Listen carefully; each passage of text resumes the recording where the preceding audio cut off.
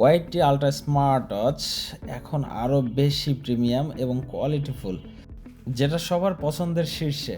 সাথে পাচ্ছেন গাইডলাইন বুক এবং একটি ওয়্যারলেস চার্জার কেবল।